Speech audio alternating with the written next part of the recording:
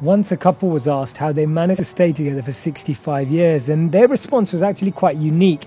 They said that we lived in a time where if something was broken, we would fix it, not throw it away. And we find that some people treat relationships like video games. First of all, they start by playing them, and then when they get bored, they quit. I believe we always give advice that we need to take, and doesn't it always seem that everyone has the best guidance for us? And we receive advice from our friends. We analyze and observe relationships on television and in real life. We dream about what it would be like to love as they do in the movies. Love is promised on countless dating sites, and every year you can count on a song by Taylor Swift about a love story where everything has changed, but it's still sweeter than fiction, and you are still in love. They say when you're happy, you enjoy the music, but when you're sad, you understand the lyrics. See, the challenge is that we're meant to love people and use things, but today we use people and love things.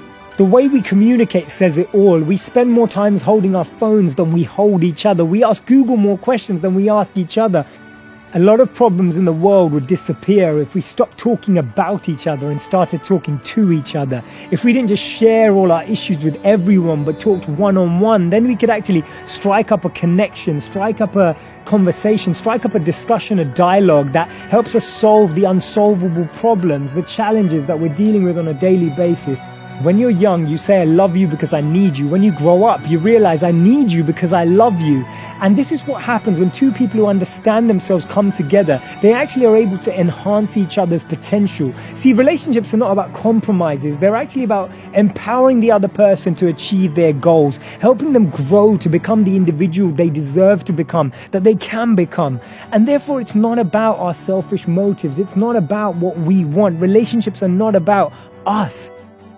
See, what usually happens is that two people come together to complete each other. They come together and they depend on each other. And this dependence leads to a drain. And this drain leads to more pain and insight into what it feels like to constantly have someone who depends on you for everything. That starts to create a barrier or a bitterness between the two individuals, where actually one starts to feel that they're actually carrying the other person the whole way through.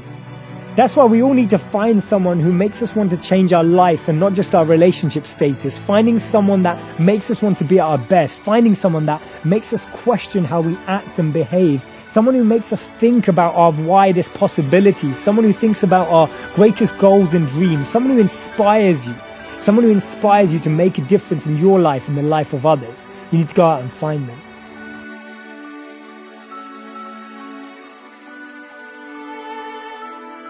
I really want you to get involved in this conversation and this dialogue as we think out loud together about our minds in this world. So please join and subscribe today. Look forward to you joining me.